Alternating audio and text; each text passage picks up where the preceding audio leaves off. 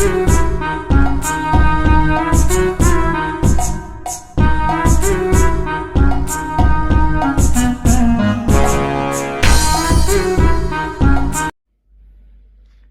morning, gentlemen.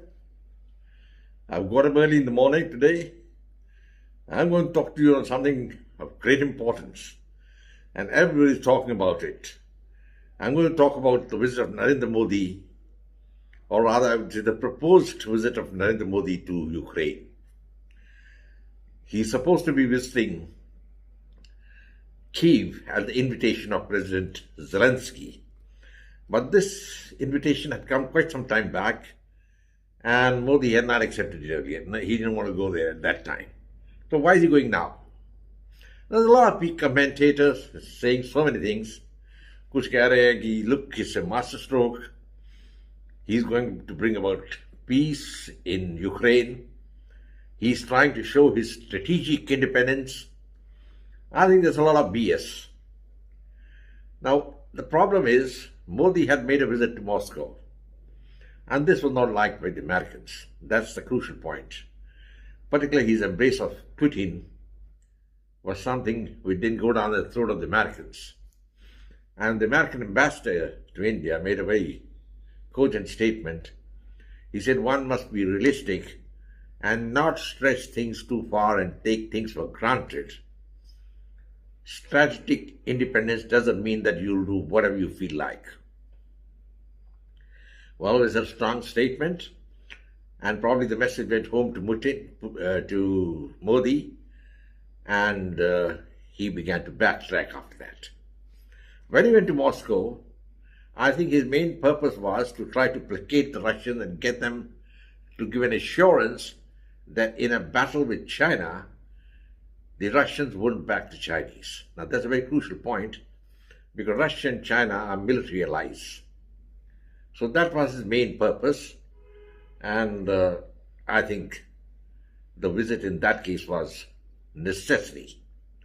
But at the same time, he was very, or rather I would say, susceptible to American pressure, and he didn't sign any defense deal in Moscow, number one.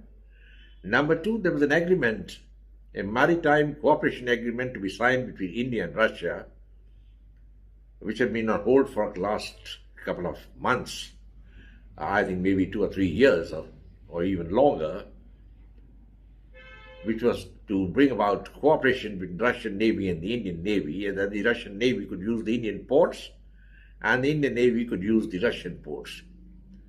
He didn't sign that agreement also, because the Americans made it very clear, I think informally, that they would not like the Russian Navy to use the warm water ports of the Indian Ocean, which form the bulk of the Indian coastline. So, gentlemen, he had to make amends. And in my view, he made those amends by making this announcement of going to Ukraine. Now, it's taken the world by surprise, no doubt. I think the Russians have not liked it.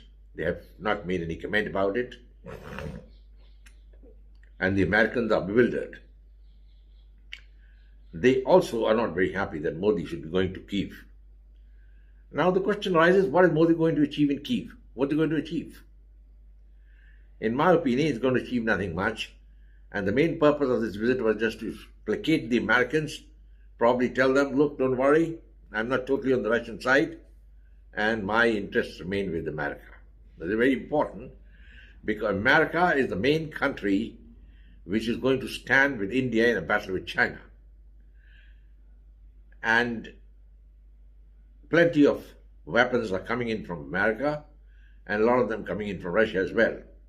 But Russia, no big deals have come in now, no big ticket deals, and all the aircraft are now coming either from France or America. I don't think any Russian aircraft has been introduced into the Indian Air Force for quite some time. I think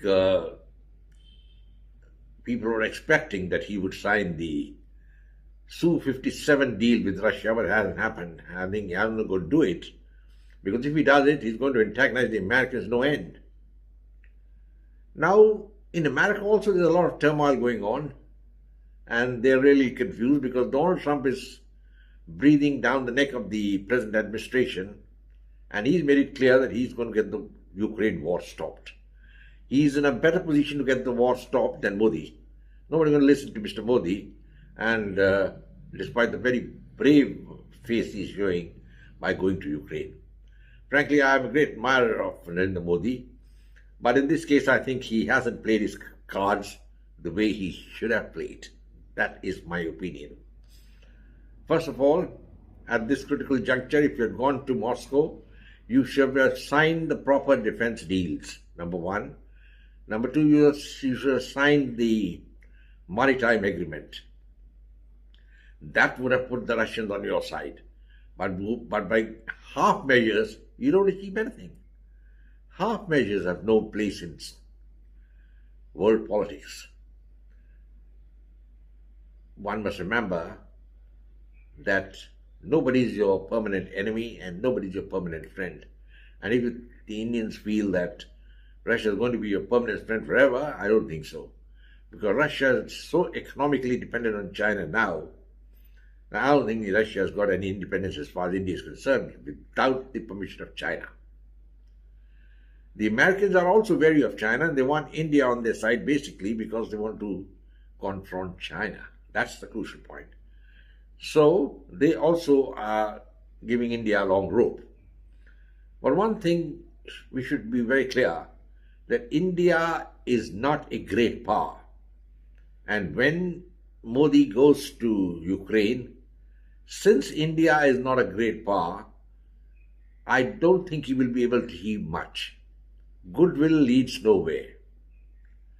Why India cannot be a great power? You all know why. I'll repeat it. Any country that imports weapons, the massive weapons of destruction, and doesn't make any of its own, can never aspire to be a world power. I don't think there is any example in world history of any country becoming a world power by importing weapons. The three biggest powers in the world at the moment, that is Russia, China, and America, don't import weapons. They are self-reliant. Look at the Chinese. They have had their own Chengdu, the J-20, supposed to be the latest stealth fighter. It's purely Chinese made. Maybe it's a clone of the Russians, but that's part of the game. While India has been making a lot of hue and cry about the Tejas fighter, but the engine is imported from America, and if the engine doesn't come, the plane doesn't fly. That's as simple as that. So the question of India being a great power at the moment is not there. It's a good regional power, a defensive power which can defend itself, perhaps, but not a global power. India has got no reach to operate anywhere outside the confines of the Indian subcontinent. So if everybody could listen to India on the Ukraine, I think it would be a pipe dream. Russia is not going to accept it. And if Modi says have a ceasefire and ask the Russians to vacate some portion of the Ukrainian territory, you think the Russians going to agree? No way, sir. And will the Americans agree to stop the war just because Mr. Modi says so and he makes a visit to Kyiv? No. So what is the purpose of the visit to Kyiv then in that case? If Modi is not going to achieve anything significant? Well, he is going to achieve something significant in the sense that he's going to placate the Americans. Don't worry. I'm not totally on the Russian side. India has a peculiar problem, you see, because we got two powerful enemies on our borders. China, of course, a very big one, and the second is Pakistan. Now you got to India's deal with both of them at the same time. Pakistan perhaps is not that much of a threat now, but China remains a threat. And China has perpetuated the border problem with India. They're claiming the entire Arunachal Pradesh, and they've already occupied the entire Aksachin, and they have taken a lot of territory, and they recognized something called the 1959 line, which had been given by Chow and Lai to Nehru as the border with India. And all these years, the border was lying dormant till Narindra Modi came and started building up infrastructure which the Chinese didn't like. And that's the root of the present problem now, because You can't have two swords in one scabbard. And you can't have India and China as the two biggest powers in Asia together. So one of them has to blink. And as it says, I think the country which may have to blink is India. So it's in India's interest to get the border agreement done with China. And basically, as I've been repeating before a number of times, that there has to be some concessions given. If you remember, during the First World War, when the Soviet Revolution took place, the Soviets agreed to the German terms for peace and withdrew from the war. They gave a lot of territory to Germany, a lot of room to Germany, because that was the need of the hour. So at the moment, I feel the need of the hour is a settlement with China. If you don't have it, you're going to have this predicament. Because in a war with China, I really don't know which side the Russians are going to be on. Definitely, I can say with some certainty, they're not going to be on the side of India.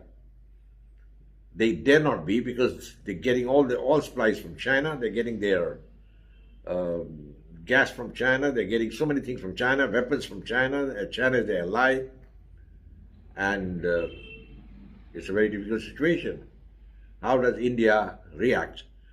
And clue would be the 1962 war, when Nikita Khrushchev, who was supposed to be the friend of Indians, made a statement that India was a friend and China a brother. So you can well imagine how the Chinese, the Russians think about China. As far as America is concerned, it's got its own axe to grind. It's not also a pro-India country. They don't want India to rise up. But at the same time, they don't want India to go into the Soviet orbit. And they haven't liked the fact that Modi has made a trip to Moscow and had those embraces, as we say in Punjabi, jappies with Putin. But then that visit achieved nothing practically. And by going to Kyiv, whatever good he might have achieved in Moscow is going to become zero. Because what line is Modi going to take there? If he tries to be independent and shows that he's a great power or something, and I think he'll be ignored completely. India is not a great power. And now Modi must have a rethink. I personally feel there was no requirement to go to Ukraine at all. It's a window dressing event, basically to placate the Americans. I mean, nobody can deny that. And I think it would be the best interest if Modi had not gone. But now that he's going there, I think he should quietly make the visit, come back and see what happens. Because the repercussions of this visit could be pretty disastrous. I hope things don't turn out to be that bad and people can forget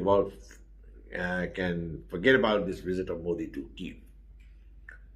Of course, a very brave act to go to Kyiv. Kyiv is under fire, bombing is on all over, and Modi deserves a medal for going there at this critical time. But then, you don't put your mouth in the fire, and that's the point we must remember. So, gentlemen, I think I'll close now. I've made my opinion clear about a visit to Kyiv, a brave attempt, but I don't think it's going to bring any results comparatively. And the main purpose is to show to the Americans, look, I got strategic independence. I'm not dependent on the Russians, because he's trying to undo the damage of having made a visit to Moscow at this critical time. Well, gentlemen, I think I'll close now. I'll say goodbye and God bless. At the same time, I'll make a request to you all to please subscribe to my channel, share it with your friends, and come back for more. Goodbye, till we meet again.